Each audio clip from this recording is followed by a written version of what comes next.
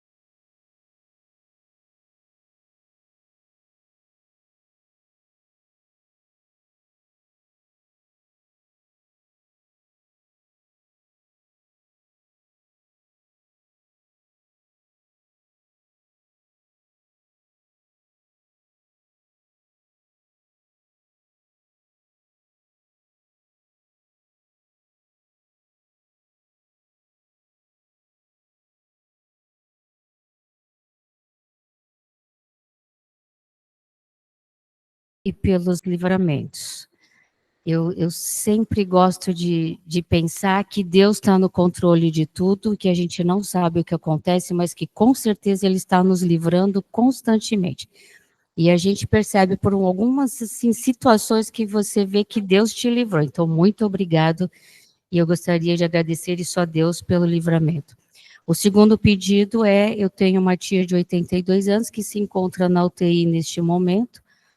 Segundo os médicos, a situação já está bem difícil, mas que se faça a vontade de Deus e que ajude aos familiares, porque ela estava muito bem e foi uma coisa assim repentina que ninguém estava esperando, então isso causa um baque e uma dificuldade de aceitação às vezes por parte de alguns, porque ela é adventista, mas uma grande parte da família não é. Então que toque o coração das pessoas também, ela foi ou é uma pessoa que sempre se mostrou muito cristã e tal, e que isso seja agora, de repente, um motivo para que alguns se decidam, né, nessa situação E também gostaria de pedir, assim, que Deus continuasse nos ajudando a lembrar que nós estamos num mundo muito difícil, e que tem muitas pessoas precisando, e que nós fôssemos instrumentos de Deus no nosso dia a dia, no nosso comportamento, no sorriso que a gente dá às pessoas, talvez num abraço, porque a saúde mental hoje em dia está uma coisa muito complicada. E às vezes, durante o dia, a pessoa está com tanta dificuldade, está com um dia tão triste, tão pesado, e às vezes um abraço que você dá, um sorriso que você dá, um bom dia que você dá, às vezes melhora o dia daquela pessoa. E que nós possamos continuar sendo instrumentos de Deus no nosso dia a dia, porque às vezes a gente esquece disso. Às vezes a gente esquece que nós aqui podemos ser o colo que Jesus dava às pessoas, né? O abraço que Jesus dava às pessoas. Então, que Deus continue nos lembrando disso diariamente. Amém, amém.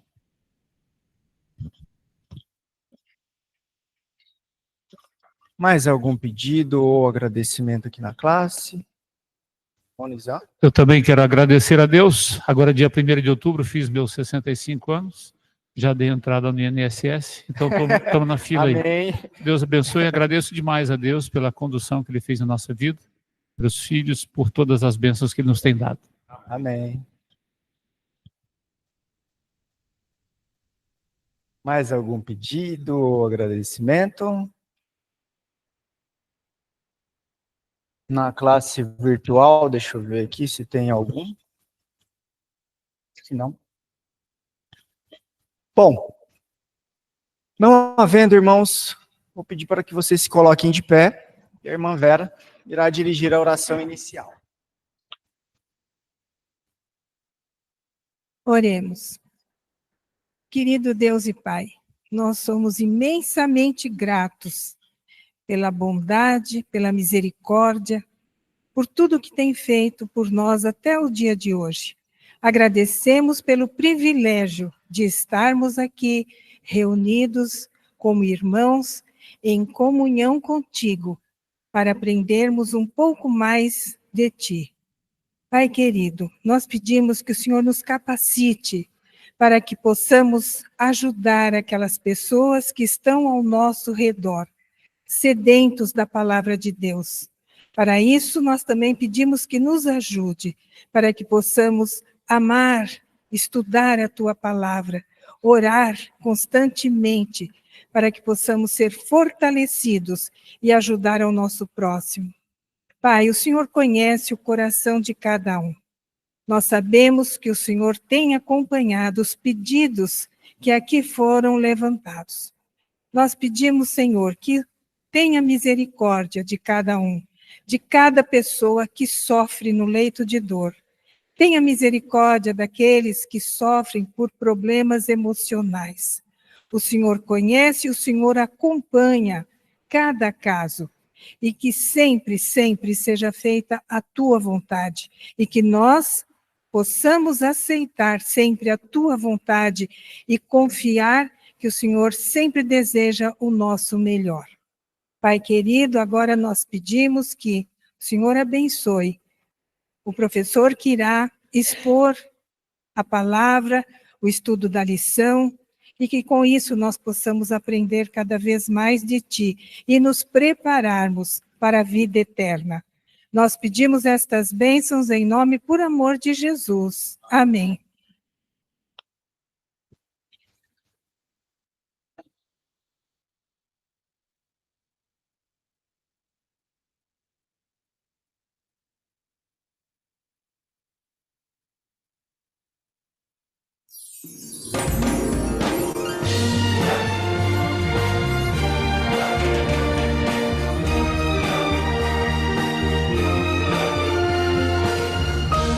Informativo Mundial das Missões. Silenciando os Skinwalkers. Alison é professora de equitação na Escola Adventista de Holbrook, no estado de Indiana, Estados Unidos. Ela gosta de assobiar enquanto trata os cavalos, mas certa noite uma aluna pediu para ela parar de assobiar. A estudante estava assustada e disse que assobiar à noite, na sua cultura navarro, atraía skinwalkers. Teoricamente, skinwalkers são bruxas que podem se transformar em animais selvagens. A professora Alison assegurou à estudante que Deus era mais poderoso do que qualquer skinwalker. A professora ainda convidou a aluna para se juntar à equipe de Deus e assim não precisar ter mais medo das bruxas. A estudante passou a confiar em Deus também e parou de ter medo dos skinwalkers. Em outra oportunidade, uma estudante sempre ia acompanhada de outra pessoa no celeiro para alimentar os cavalos. Ela tinha medo de ir sozinha e ser atacada por um skinwalker, mas certa noite ela decidiu ir sozinha. No outro dia, a estudante contou feliz para Alison que tinha ido sozinha no celeiro, e a professora não entendeu nada. A estudante explicou que tinha medo de ir sozinha por causa dos skinwalkers, mas descobriu que no celeiro da escola estava protegida. A aluna havia percebido que o colégio tinha uma proteção maior que as bruxas da sua cultura navarro. Alison ficou feliz em ver que a estudante estava aprendendo no colégio sobre o grande poder de Deus. A Escola Adventista Holbrook, nos Estados Unidos, é uma escola missionária e já recebeu no passado nossas ofertas. Com as nossas doações, a escola foi ampliada e mais estudantes têm aprendido a confiar na proteção de Deus. E neste trimestre, uma parte da nossa oferta da Escola Sabatina irá abrir um centro de influência para o povo nativo do Alasca. Sejamos liberais.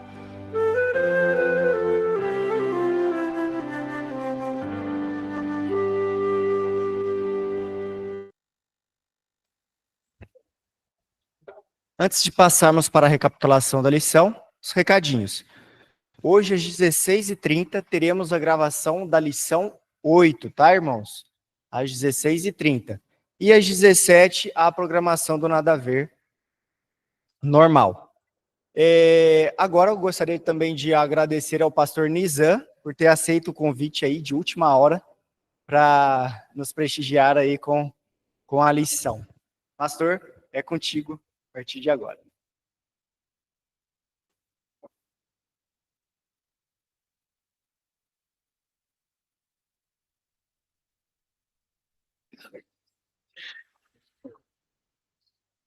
Feliz sábado. É bom ver vocês daqui. Tem gente conhecida de muito tempo. E para mim é uma sensação esquisita, né? Porque eu fiquei 30 anos fora e estou voltando agora. Então, aí eu fico imaginando, né? 30 anos de lápis, eu sou pastor aposentado, então tive em várias regiões. Então é esquisito no sentido da gente se lembrar, né, do tempo que a gente conseguia jogar uma bolinha, né? Correr, e hoje temos que ter toneladas de vitaminas para ver se a gente faz alguma coisa, mas faz parte da vida, né? Mas o mais complicado é ter que fazer a sobrancelha, sabe, Nelson? A minha mulher não deixa eu sair de casa sem fazer a sobrancelha. É porque fica 2 tuchos brancos, um em cada lado, e ela diz que esses faróis têm que ser eliminados. Aí passa aquele negócio ali, né? E é bom estar com vocês, é um milagre de Deus a gente poder estar vivo cada manhã. E mais impactante ainda é o privilégio de termos a palavra, que é o que nós vamos agora recordar a lição da semana que passou. Bom, espero não ter causar muito impacto. Eu vejo que a maioria de vocês gosta de papel. Eu não gosto de papel. Desde que surgiu esse negócio aqui, desde que a Casa Pregadora inventou essa lição aqui digital, eu doei todos os meus livros de papel e eu gosto eu gosto do PDF. Então, por favor, você que gosta de papel, parabéns, mas eu não gosto. Eu gosto do digital aqui. Então, para a gente coordenar aqui, vamos então fazer uma oração para a gente recapitular, tá bom? Querido Pai, nós temos agora a Tua palavra em nossas mãos. Nos abençoe porque cada um de nós tem uma vida diferente, temos visões diferentes, mas nos abençoe para que todos nós deixemos de lado o que a gente acha, o que a gente pensa, e todos abracemos o que diz o Senhor. Que o Senhor nos ajude com o Teu Espírito Santo, a que a Tua palavra reine soberana em nós, descartando tudo que é periférico e fiquemos com a Tua verdade. Peço a Tua sabedoria para recapitularmos a lição em nome do Senhor Jesus. Amém. Sinais que apontam o caminho. O que você pegou nessa lição de impactante?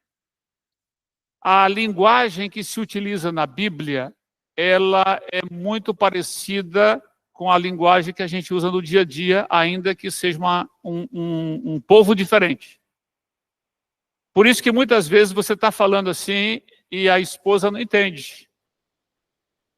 E aí o marido está falando, a esposa não entende, a esposa está falando e o marido não entende. E mesmo falando português, já estão casando há muito tempo, tem muitos momentos que você tem que parar e explicar. Tem muitas vezes que eu olho para minha esposa e falo assim, você entendeu? Porque às vezes você explica achando que você está explicando de maneira adequada e não está. Isso motiva-nos a entender por que a Bíblia tem muitas coisas complicadas de entender. O livro de João é um livro fantástico. E a primeira coisa que me ocorreu é o seguinte, qual a idade que João tinha quando ele começou a seguir Jesus? Certamente era menos de 18 anos. Certamente. Há vários estudos, eu andei lendo alguns estudos. Por exemplo, quando Jesus é interpelado por Pedro, a mando dos líderes da época para cobrar o imposto do templo, aquele imposto era pago apenas para quem tinha mais de 20 anos. Então Jesus falou assim, Pedro, vai lá, pega lá no peixe, lá que você vai pescar, pega a moeda, paga para mim e para você. E os demais discípulos? Estava todo mundo ali, eles não estavam na idade de pagar. Agora, seguramente João era o mais novo de todos. O fato dele se reclinar ao peito, de estar sempre abraçado, agarrado, não é coisa de homem, é coisa de menino. Mais um detalhe, na nossa cabeça é um pouco complicado pensar nos discípulos abaixo de 18 anos e nessa faixa de 15 anos, como se acredita que João tinha. Tem gente que acha que João tinha até um pouco menos do que 15 anos. Na cabeça dos judeus daqui então, essa faixa de 12 a 18 anos era tão homem quanto outra idade qualquer.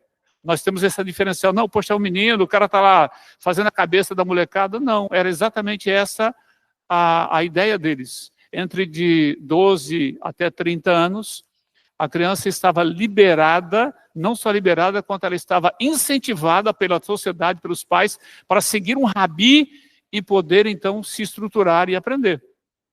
Por isso, ao nós, então, visualizarmos aqui algumas lições, João começou muito cedo.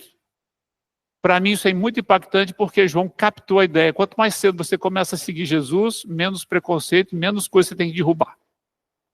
O que João quer dizer com os sinais? O que ele está querendo dizer com sinais?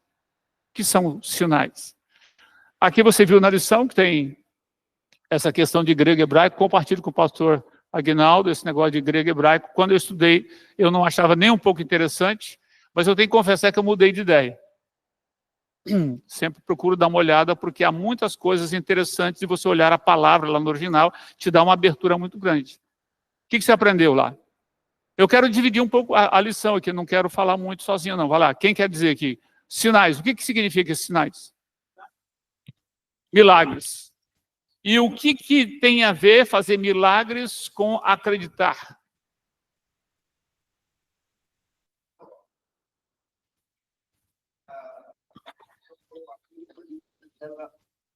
Não é complicada.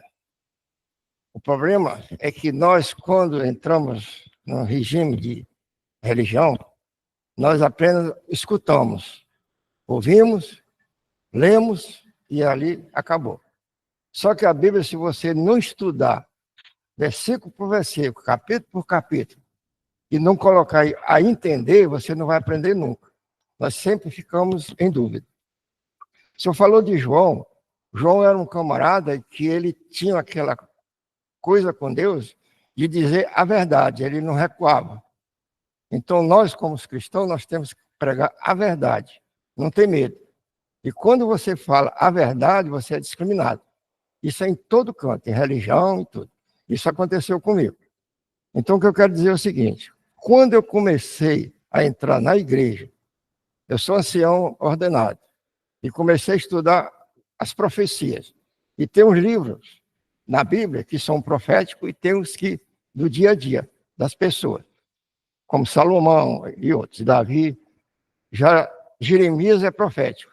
Então nós vamos entendendo como nós passamos a entender o que Deus quer conosco. Isso é importante. O maior obstáculo nosso é o nosso testemunho.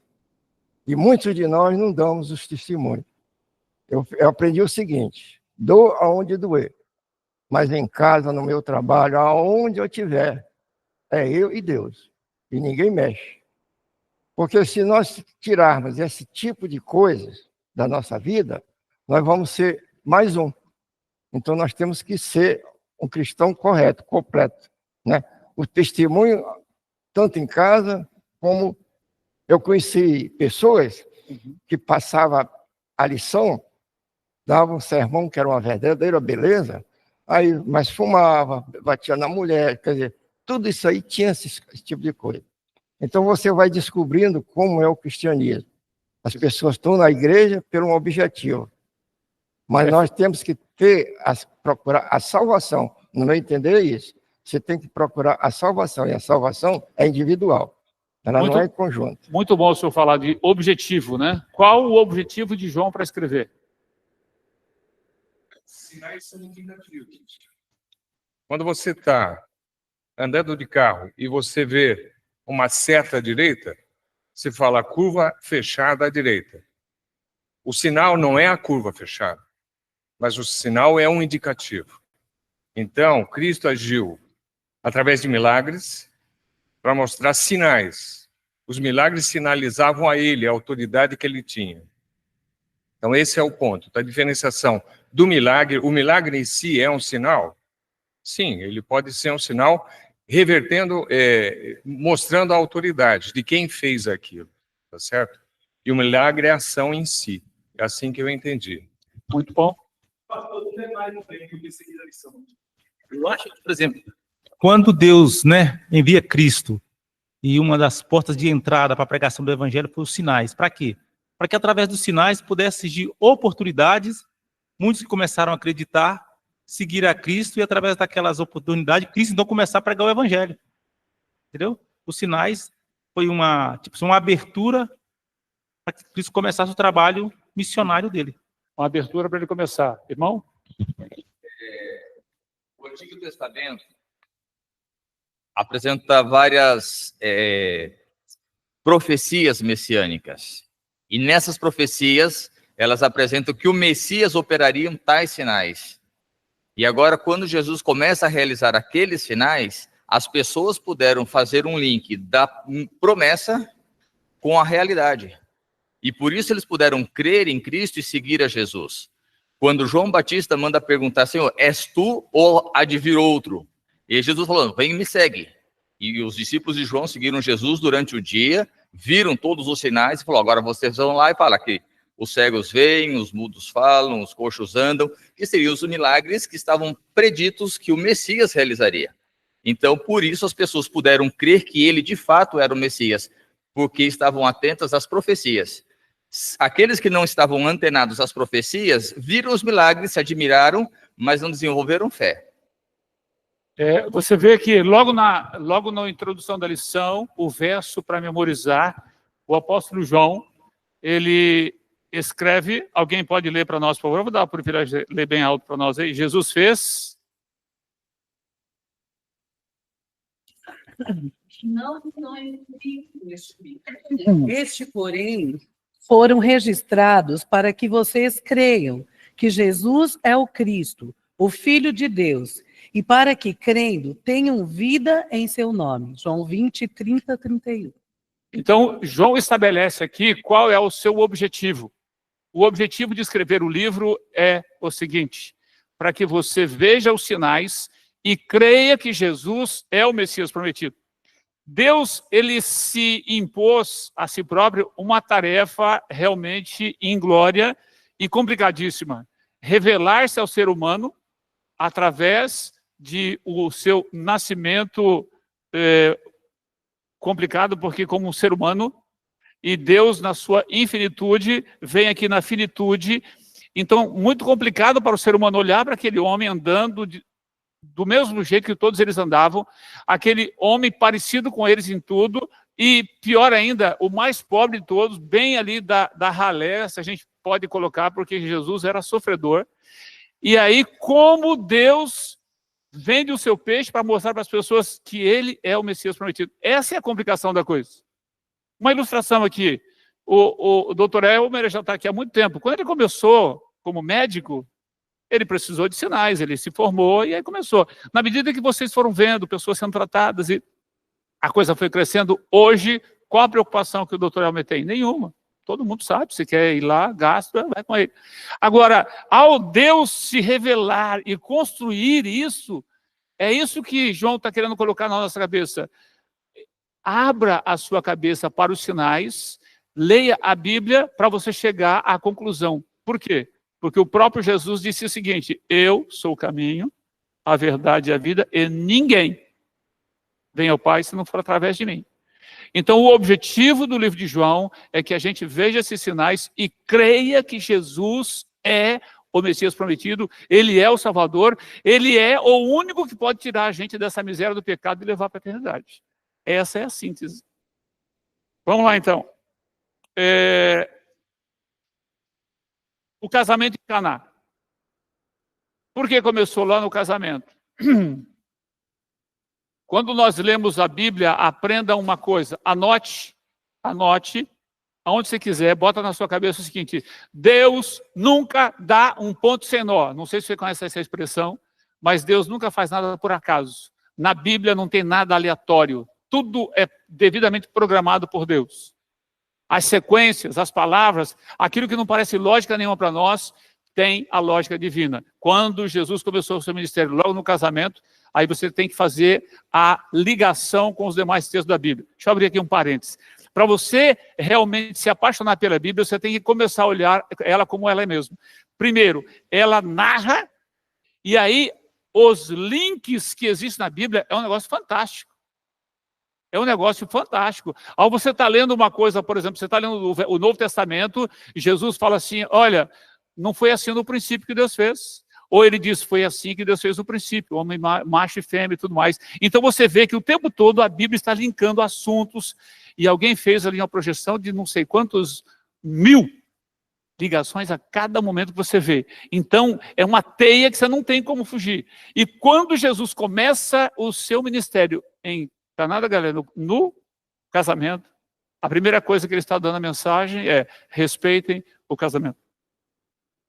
Assim como lá no Jardim do Éden, Deus casou Adão e Eva, e fez isso porque é a melhor coisa. Ele diz, não é bom que o homem esteja só.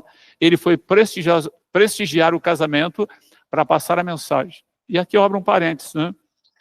O nosso irmão, imagino ser o mais idoso da sala, ele falou, tem muitas pessoas que fazem um monte de coisa, mas em casa, judia da esposa, judia do marido. Eu costumo sempre dizer para mim no espelho o seguinte: não adianta nada eu ser pastor, todo mundo aplaudir ali, se em casa a minha mulher não perceber que eu sou pastor. O meu cristianismo lá fora não vale porcaria nenhuma, desculpe a franqueza, se a minha esposa não vê em mim um cristão. Se os meus filhos não viram em mim um cristão, Não adiantou nada eu ficar pregando. Então, a glória é você olhar no grupo da família, a sua filha escrever lá, papai é o melhor pai do mundo, um pai cristão. É o filho vir visitar e falar assim, não, pai, o senhor é um exemplo de cristão. Essa é a glória, é isso que Jesus está falando, ele foi lá para isso. E por que o milagre de água em vinho? É só você fazer o link. Vai lá no Velho Testamento, lá o povo, lá no cativeiro, lá no Egito, e a primeira coisa que Deus mandou Moisés fazer foi fazer o quê? Jogar o quê lá no rio? Jogar o quê no rio? No Rio Nilo. O que aconteceu com o Rio Nilo? Bate a varinha ali, e o que aconteceu? A água virou sangue. Para os egípcios, o rio era sagrado. Eles adoravam o rio. Para eles, tudo que eles tinham era o rio que dava. Deus não tinha. Tanto que quando Moisés foi chamado para estar diante de Faraó, e disse, Deus mandou tirar o povo. Eu falei assim, Deus, quem é Deus? Não conheço, não sei quem é, nunca vi, nem estou aí preocupado em conhecer, não quero nem saber. E expulsou Moisés da presença. E aí Deus, então, fez esse primeiro milagre. Só que no casamento, ao invés de água em vinho, foi água em... Desculpe, ao invés de água em sangue, foi água em vinho. Mas não foi o próprio Jesus que, tempos depois, na ceia de despedida, ele transformou o símbolo anterior de sangue, ele disse, agora esse vinho simboliza o meu sangue que é derramado por vós. Jesus, em alto e bom som, estava dizendo o seguinte, vocês se lembram que Moisés, o libertador, transformou água em vinho, agora Deus está transformando, Moisés transformou água em sangue, e agora Deus está mostrando para vocês o Messias que Moisés falou que Deus ia mandar. Eu estou transformando água em vinho, para mostrar para vocês que eu sou aquele profeta que Moisés disse que haveria de vir. Quando você começa a estudar a Bíblia, fazendo os links, a coisa vira completamente do avesso. Agora, quando a gente lê a Bíblia por outra razão, mais por obrigação, seja lá o que for, ela demora um pouco para cair a ficha. Comentários? Alguém quer dizer aqui sobre o casamento aqui? Qual foi a reação? Então, já que vai ter comentário, eu ia perguntar a reação dos discípulos quando eles viram o milagre. Irmãos, trazendo para nós hoje, no contexto aqui do Evangelho de João, eu vejo aqui também, pastor, acho que uma lição que nós devemos tirar do milagre lá em Caná da Galileia, irmãos, era uma circunstância de escassez. Ou seja, na época, os casamentos, a recepção do casamento não é como hoje, não eram como hoje acontece. Você vai ali, faz a recepção no lugar, num salão, algumas horas. Na época de Jesus, irmãos, a recepção do casamento duravam dias. Agora, você imagine numa recepção de casamento cuja duração seria dias, um bom tempo ali, e agora não tem mais o principal, que era o vinho. Então, a gente vê de maneira assim, muito marcante, aqui, pastor, uma circunstância de escassez. Tanto é que Maria disse, olha, eles não têm mais vinho, acabou o vinho. A meu ver, pastor, eu acho que uma lição preciosa que a gente pode extrair aqui da parte de domingo, da lição do casamento em Caná, é que Jesus é resposta para a escassez humana. Isso é importante. Com certeza. Eu fiz um sermão sobre esse assunto de casamentos, mostrando a diferença entre alguns casamentos. E o grande diferencial desse casamento de Caná da Galileia em relação a tantos casamentos apoteóticos na Bíblia, né? É que esse casamento Jesus estava presente. Quando você tem um casamento, quando Jesus está presente, a escassez vai embora. Realmente, qualquer limitação é resolvida, qualquer restrição orçamentária, ela é derrubada, porque Deus está ali. E a grande lição para mim desse episódio é perguntar o seguinte, no seu casamento, você faz questão da presença de Deus?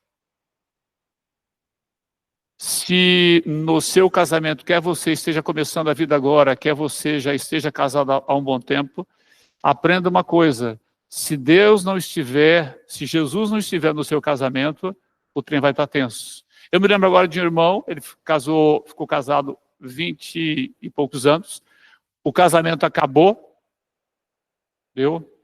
É meu irmão de sangue. E eu estava no ministério, longe, acompanhei pouco. E um dia desses eu estava conversando com ele, ele veio em casa e ele me confessou o seguinte: eu fiquei 15 anos sem ler a Bíblia.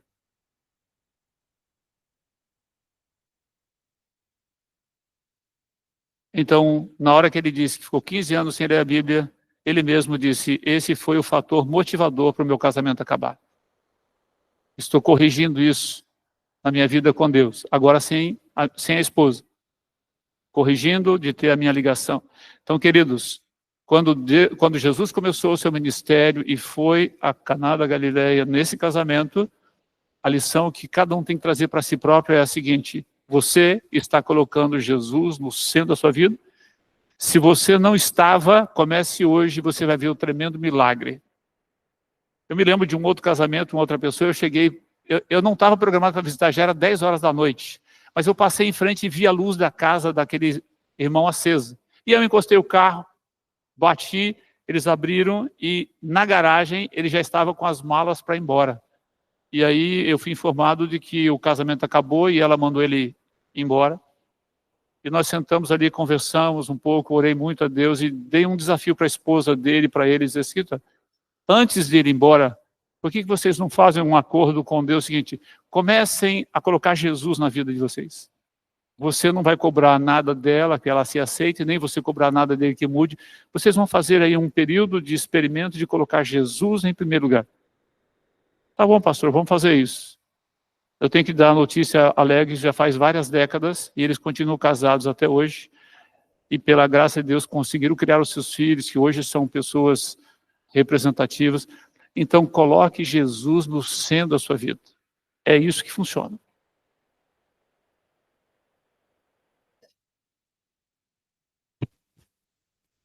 Todo casamento ele tem os seus sobe e desce.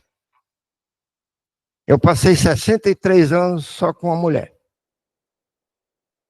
Eu não conhecia Deus. Como é? Eu não tinha intimidade com Deus, eu conhecia Deus. Quando ela entrou na igreja, nós tivemos um choque sobre religião. Eu não suportava crente, porque eu via as presepadas dos crentes, então eu dizia, tudo é igual. Mas ela foi indo, foi me convencendo. Eu passei quase 5 anos dormindo no sofá por causa disso, porque uma pessoa ia destruir o nosso lar.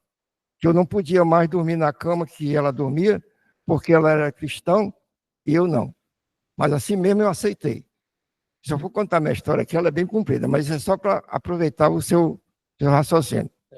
Mas nem por isso eu entrei nesse negócio, fica para lá e eu vou para cá. Eu consegui. Amém. Né? Ela conseguiu me converter. Eu tenho uma família maravilhosa, os filhos até hoje me tomam a benção. Nunca chamei um palavrão dentro de casa, nunca andei de cueca dentro de casa, nunca fumei dentro de casa, nunca tive esse tipo de coisa. Sempre Amém. dei bom estudo. Quando eu entrei, em 86, fui batizado, isso aí é uma história à parte, eu pedi para Deus o seguinte: Deus faz com que eu nunca te decepcione. Eu não tinha leitura da Bíblia. Mas eu peguei um dia, a gente estava político na religião, e eu fui ver o porquê que tinha isso.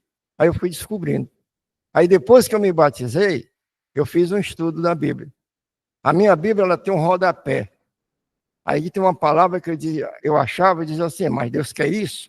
Como eu achei em Oséias. Por que Deus mandou casar com uma prostituta? Eu fiquei assombrado. Poxa, Deus não é contra o adultério? Por que ele manda fazer isso?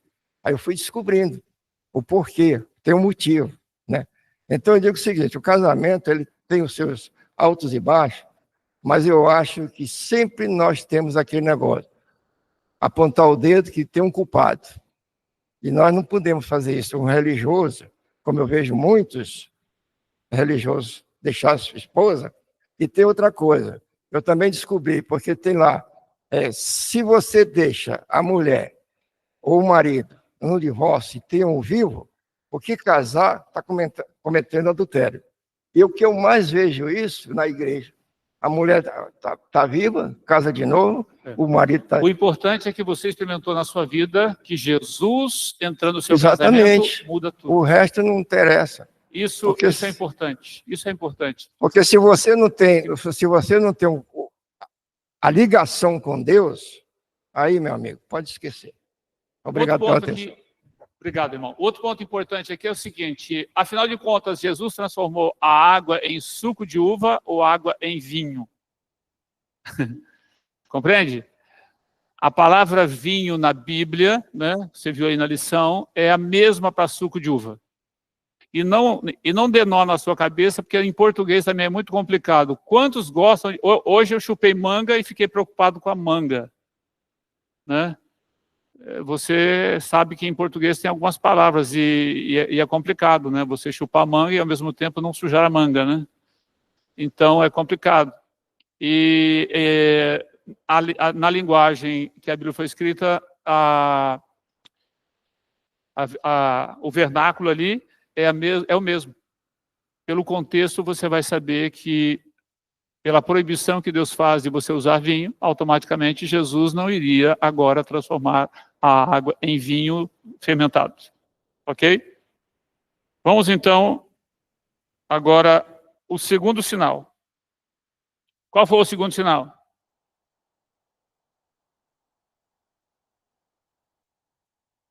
O segundo sinal foi um oficial do rei que pediu a cura. E o que tem de interessante nesse negócio aqui? Entendeu? Esse sinal, ele foi impactante porque temos aqui alguns elementos. Quando você estiver lendo a Bíblia, narrativas, como é o caso desse milagre aqui, em que parece que a resposta de Jesus é diferente da angústia do homem, você tem que se ater aos detalhes. E ao você se ater aos detalhes, você vai perceber que Deus conhece tudo. E aqui, quando ele relata o segundo sinal, esse oficial, ele procura a cura do seu filho. Só que na cabeça dele, a cura do filho era a condição para crer. A condição para crer em Cristo era o milagre. Eu vejo muitas pessoas hoje assim. Quando você coloca a cura, vou generalizar um pouco mais. Quando você coloca o milagre como um obstáculo ou que deve ser transposto para que você creia em Jesus, pode apostar que o diabo vai fazer milagre para você crer no Jesus falso. A Bíblia Sagrada apresenta que o milagre, ele não faz o milagre de fazer você crer. Repetindo, o milagre não faz o milagre de fazer você crer. Como diz aquela música, né? O milagre é confiar.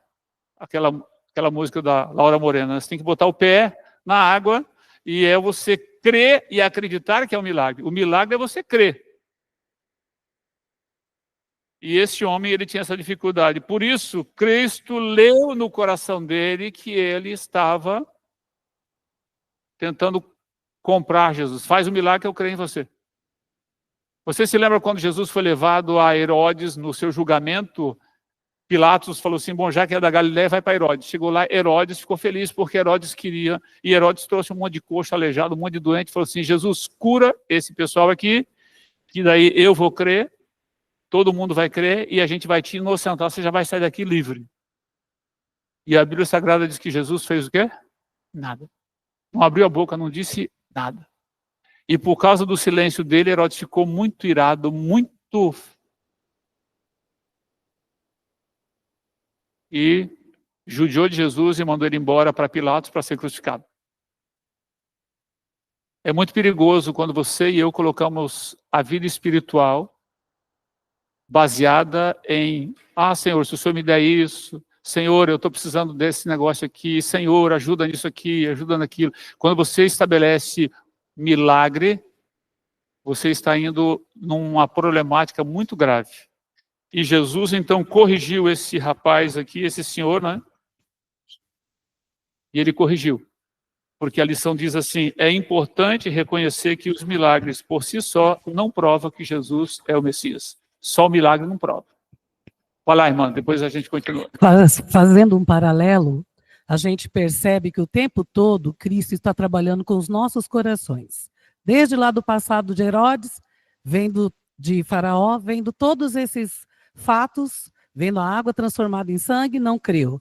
Depois vem, na parte que a gente está estudando essa semana, do vinho, do suco de uva, eles precisavam ver o sinal que Jesus estaria presente e que Jesus cuidaria das necessidades, desde que aparentemente simples às mais profundas. E no casamento foi a apoteose para mim. Depois a gente vê aqui no caso desse oficial, Jesus queria transformar aquele coração duro, que estava doente espiritualmente dele, porque ele estava barganhando com Cristo. Se você curar, eu vou crer.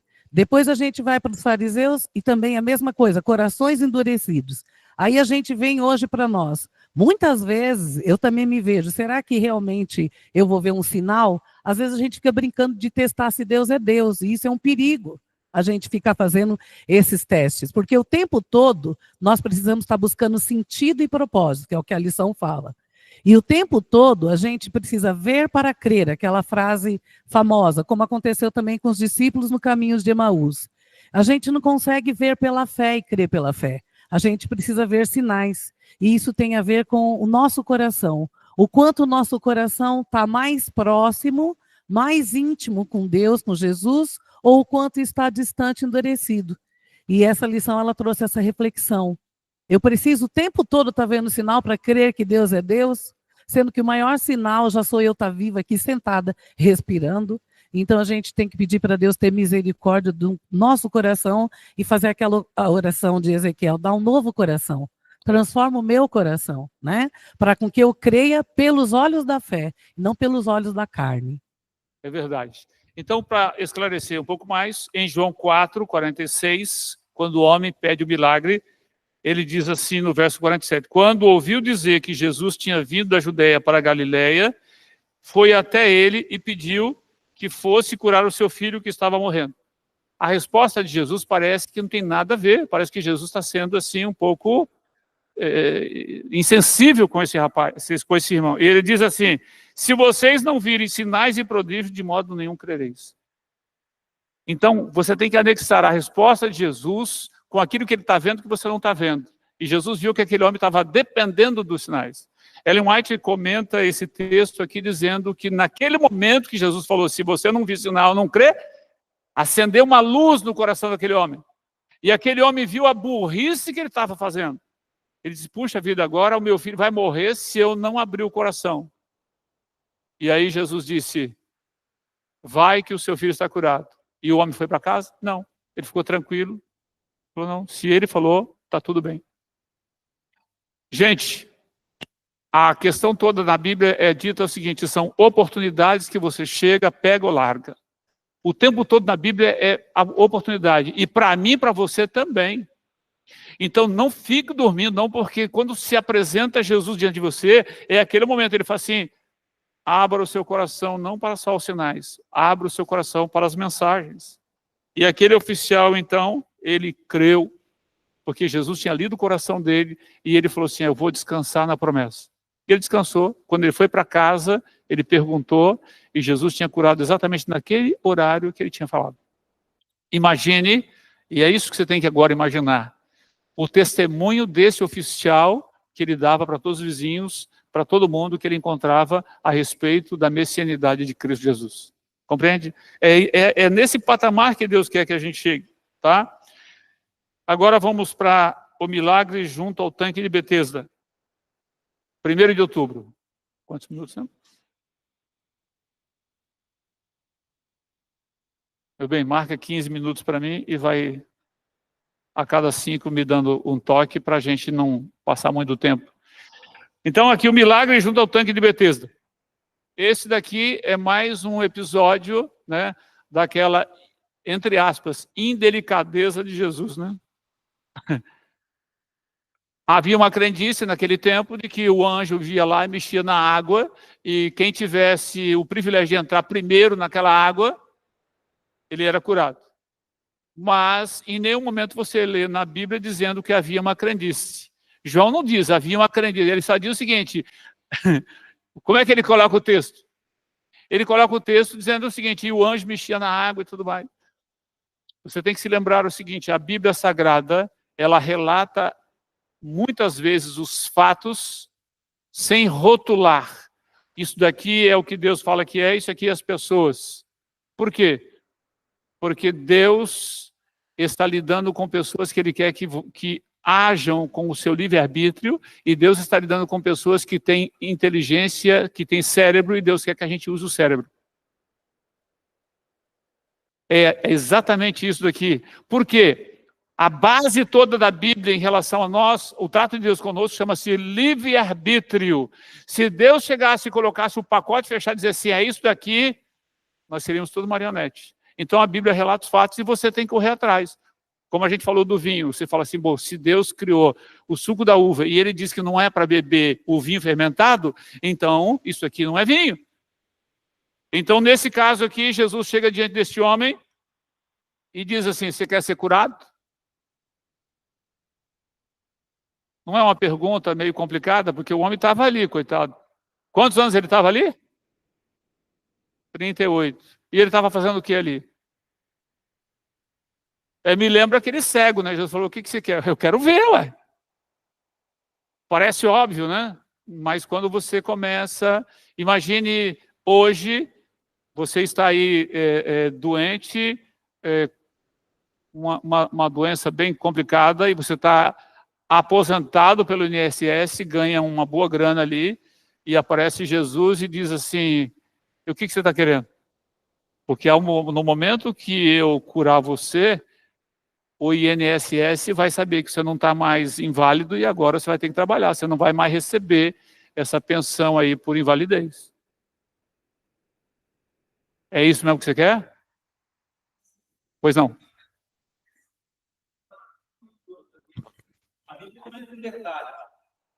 Das pessoas que foram curadas quando supostamente esse anjo agitava essa água.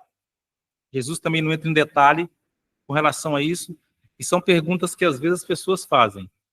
Realmente, existia milagres no movimentar essa água? É uma pergunta para reflexão. O mundo de hoje existe muitos milagres. E a própria Bíblia diz várias vezes que haverá falso Cristo, falso profeta, muitos milagres, e você vai ter que realmente estudar para compreender o que é certo e o que é errado, o que é de Deus e o que não é. O fato é que a Bíblia narra objetivos com o objetivo claro de nós crermos em Cristo Jesus no que Deus faz. Em outras palavras, a questão do dinheiro falso. Nenhum de nós aqui é louco para dizer, a partir de hoje não mexo mais com dinheiro, porque eu peguei uma nota de R$100 falsa. Você não vai fazer isso. Você vai dizer, agora eu vou me atentar mais ainda para não pegar mais nenhuma nota falsa. É isso que nós temos que fazer, nos atentar ao que é verdadeiro para não entrar no falso. Bom dia a todos. Bom dia a todos. O que eu acho mais interessante, que nem quando eu estudei essa lição, até comentei com a minha esposa. Quando Jesus quando ele nasceu e começou o seu ministério, ele já tinha 30 anos. Então, quer dizer, se esse homem tinha 38 anos, ele já estava lá já, nesse tanque. E o mais interessante é que João, ele não comenta nada assim da sua família, mas ele, para viver ali, naquele lugar, 38 anos nesse tanque, tinha que ter alguém ali, levar um alimento, alguém para ajudar ele, dar um banho, alguma coisa, senão ele não estaria vivo mais. Só que talvez muita gente não ficava ali para ajudar ele a entrar naquele tanque. A hora que o anjo descia, que ele fazia aquela onda do mar. Agora, o que eu queria entender, porque ali, fora ele, tinha milhares de pessoas doentes. Por que Jesus entrou ali e só curou esse homem? É uma boa pergunta que a gente vai ter a resposta no céu. Mas aqui na Terra, aqui na Terra, o próprio apóstolo João já deu a diretriz para nós no início da lição. Muitos milagres foram feitos, que não estão relatados. Esses estão relatados para que você creia. E aqueles milagres que Deus não fez também, é para você também crer que as coisas também não são assim tão...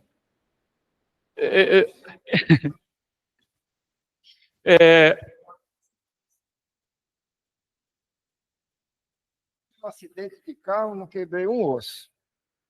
Certo? Isso é um milagre tremendo, né? Isso é um milagre tremendo. Uma vez passou o ônibus entre... Isso aí é outra história. Entre eu e o meu filho, que cortou a corda, eu pensei que tinha desatado o nó, né? Quando acaba, estava cortada uma corda de nylon de 2 polegadas, e o carro, um passou para lá e o ônibus passou no nosso meio. Agora, eu quero dizer para o senhor o seguinte, não sei se as pessoas concordam comigo. Todos os milagres de Deus, de Jesus, foram ótimos. Mas o que eu mais me toquei foi no Sermão da Montanha, porque ali tinha milhares de pessoas, centenas de pessoas, e quando Jesus saiu dali, que colocou toda aquela palavra dele, muitos e muitos se batizaram. Ali foi um dos milagres, e ali tinha tudo quanto era raça. E o bom é que na lição vai chegar lá, nesse milagre, né? Queridos, a lição aqui explica para nós o seguinte: o problema desse homem é que ele estava procurando o milagre no lugar errado. Esse é o problema de muitos de nós. Precisamos do milagre, mas procuramos no lugar errado. E essa questão é muito impactante, porque a nossa cabeça formata que aquele lugar é o certo e a gente vai e perde tempo. Deixa eu seguir aqui, porque quarta-feira é o momento do coração duro, corações duros, né? Sinais, maravilhas e milagres, por si só, não provam que alguma coisa é de Deus. Mas, por outro lado, quando os sinais vêm e os milagres acontecem e você rejeita, é muito complicado. Há um nó que dá na nossa cabeça quando a gente olha o seguinte: Jesus presente naquelas pessoas, andando ali, fazendo esse monte de milagre, e os fariseus, os mestres da lei, a liderança em peso era contra Jesus. O milagre acabava de acontecer, eles ignoravam o milagre e ficavam focados e diziam assim: ô homem, o que você está carregando esse negócio aí no sábado? Você está carregando essas tralhas no sábado? Mas eu acabei de ser curado, quem me curou pediu para eu carregar minhas coisas e levar para casa. Não, isso é coisa que não se deve fazer. Eu já vi no meu ministério pessoas muito preocupadas com detalhes. Jesus, ele deixou bem claro como é que as coisas funcionam. Ele disse para os fariseus o seguinte: olha, vocês devolvem o dízimo dos detalhes, vocês são extremamente detalhistas, vocês são realmente muito criteriosos, chegam até a ser muito cri-cri. Façam essas coisas sem omitir a misericórdia, a bondade, que é aqui que está a questão. Agora, a pergunta é o seguinte: por que os líderes judeus rejeitaram Jesus? Porque eles não conseguiam enxergar em Jesus o Messias. Olha, eu vou fazer uma ilustração aqui, é só uma ilustração. E eu já vou explicar bem aqui para você não ficar ofendido, nem dizer que eu estou falando de política, não. Não estou falando de política, eu só quero fazer uma ilustração aqui. Você que é simpatizante, o mundo hoje está dividido, de esquerda e direita, politicamente falando, ok? Você que é simpatizante de esquerda, gosta das pautas. Você que é simpatizante da direita, gosta das pautas. Se eu trouxesse aqui um da direita e um da esquerda para conversar aqui, e um tentar convencer o outro de que estava errado, o que ia acontecer? Você já sabe. Um ia olhar para o outro e dizer assim: você é cabeça dura, e outros adjetivos mais. E outros adjetivos mais. E a pergunta é a seguinte: qual a chance de você mudar a cabeça política do outro? Qual a chance? Exatamente. Eu não vou entrar na questão do futebol, obrigado, é só para o seguinte: por que eu estou falando de política? Porque a política tem a ver com praticamente tudo na nossa vida, formata a cabeça da pessoa. Agora, por que esses fariseus, todo esse pessoal, não conseguiu aceitar Jesus? A questão é a seguinte, Jesus explicou a coisa da seguinte maneira. Quando ele realizou o milagre da cura do cego físico e deu aquele celeuma, os fariseus chamaram os pais para conferir que realmente aquele menino nasceu cego. Não, nasceu cego mesmo. É nosso filho agora, ele já está grande. Você quer perguntar como é que ele foi curado, você pergunta para eles, para tirar o corpo fora. E aí, então, finalmente, os fariseus foram interpelar Jesus. E quando eles partiram para cima de Jesus, Jesus disse o seguinte, eu vim para os que veem se tornem cegos e que os cegos passem a enxergar. E os fariseus olharam para Jesus com desdém e disseram, você está chamando a gente de cego? Nós somos catedráticos, nós somos isso, nós somos aquilo, você está chamando a gente de cego? E Jesus disse o quê? Se vocês fossem cegos, não teria nenhum problema. Se vocês fossem cegos, vocês seriam os homens mais felizes do mundo. Se vocês fossem cegos, a solução está diante de vocês, que sou eu. Eu daria visão para vocês. O grande problema é que vocês dizem que enxergam. O grande problema é que vocês se acham o último biscoito do pacote. E aqui, então, Jesus disse uma outra coisa, que é o seguinte. Ele disse para um outro grupo, os olhos são a luz do seu corpo. Se os seus olhos são bons, maravilha. Agora, se os seus olhos forem maus, que treva que você está vivendo, porque você está olhando com seus olhos, achando que está enxergando, está numa escuridão medonha, mas você acha que está tudo maravilhoso, e Jesus diz, você está perdidão, você está no maior buraco sem fundo, você está num vale morrendo, achando que está vivo. Qual o problema dos fariseus? É o mesmo problema de muitos de nós. Se muitos de nós estivéssemos vivendo naquele tempo, estaríamos ao lado dos fariseus rejeitando Jesus. Por quê? Qual é a solução? Jesus deu o tom da coisa. Jesus disse o seguinte, quer me seguir? Negue-se a si mesmo. Como assim negue-se a si mesmo?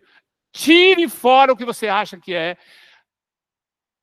Rejeite o seu padrão de raciocínio. Rejeite tudo aquilo que você formatou na sua cabeça. Quer ser salvo? O segredo do sucesso é o seguinte, comece a orar a partir de hoje da seguinte maneira, Senhor, faça qualquer coisa para me salvar. Se tiver que me arrebentar, se tiver que mudar a minha cabeça, mude. Eu vou dizer para você que quando você fizer essa oração, esteja preparado para o que vai acontecer. Rapidamente aqui para ajudar você. Quando eu estava aqui em Hortolândia, um tempo atrás, eu acredito que eu fui um dos primeiros a montar a primeira fábrica de pão de queijo. Foi poucos dias. Eu estava em São Carlos fazendo as minhas primeiras entregas. E era de tarde lá na casa do tio Dimas Targas, que é tio da minha esposa. E Deus falou no meu ouvido, eu ouvi ele falar, Nizam, larga o que você está fazendo e vem ser pastor. Através de peripécias da vida, o Cesóste César, meu amigo, encostou um caminhão na frente de casa dias depois, porque eu respondi para Deus o seguinte, Senhor, faça o que o senhor tem que fazer, que eu vou dizer sim. Dias depois, o Cesóste César encostou um caminhão na frente e falou assim, está aqui o cheque, eu vim comprar o seu equipamento. Eu não tinha colocado à venda, só numa conversa que você tem com os amigos, eu montei a fábrica lá, paguei tanto equipamento e tal, conversa assim. E o cara do nada encostou o caminhão, me deu o cheque na mão. A hora que eu ia dizer, mas eu não estou vendendo, a vozinha falou assim, lembra o que você falou para mim? Que você ia dizer sim? Naquele momento eu disse sim, e metade do equipamento ele levou embora. O primo, o Henrique, que é primo da minha esposa, tinha acabado de voltar da sua residência, montou o seu consultório em Americana, me chamou, como eu entendo um pouco de pedreiro, para montar com ele lá o consultório. E eu fui, uma mulher cismou de querer ser atendida naquele momento, o consultório não estava pronto. E ele virou para mim e disse, não, dá uma voltinha aí. Eu fui, entrei numa loja de equipamento. No momento que eu estava entrando, um homem entrou junto comigo e falou assim, eu estou procurando o equipamento XYZ, já procurei em Campinas, São Paulo, não achei lugar nenhum. E eu olhei para a cara dele e disse, exatamente esse equipamento que eu tenho em casa.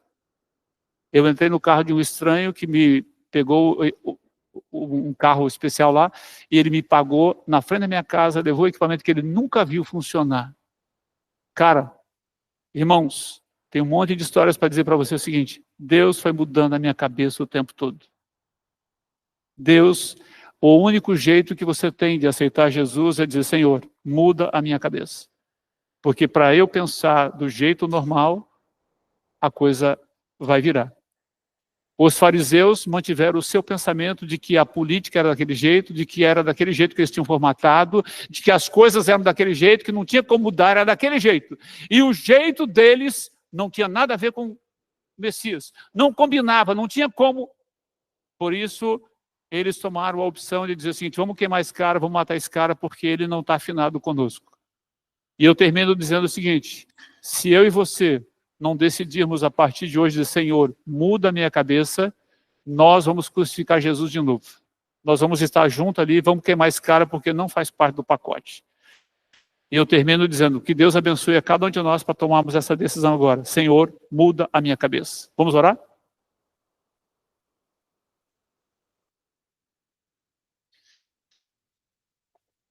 Querido Pai, a lição da Escola Sabatina já vem com esse nome, que são lições que nós devemos tirar para a nossa vida. Nos abençoe, que a gente saia daqui fortalecido com as lições preciosas que o Senhor nos deu o privilégio de tomar. E a lição mais especial é que cada um de nós está decidido a deixar que o Senhor reine em nossa vida. Senhor Jesus é o Senhor que é o cabeça. Como o Senhor disse para Nicodemos, Nicodemos tem que nascer de novo. Tem que deixar que o Espírito Santo dirija você. Como Paulo disse muitas vezes, nós temos que deixar o homem natural morrer e colocar o espiritual para viver. Que todos nós decidamos, como o Senhor Jesus disse, ore o tempo todo para que o Espírito Santo dirija a sua vida. Deus está mais interessado em dar o Espírito Santo para nós do que nós impedir, porque a gente nem sempre está tão ciente da riqueza que é isso. Por isso, nos abençoe, Senhor, faça a tua vontade. Rebente a vida de cada um de nós, para que ela seja salva, para que o teu nome seja honrado. Peço a tua bênção a cada um desses queridos, em nome do Senhor Jesus. Amém.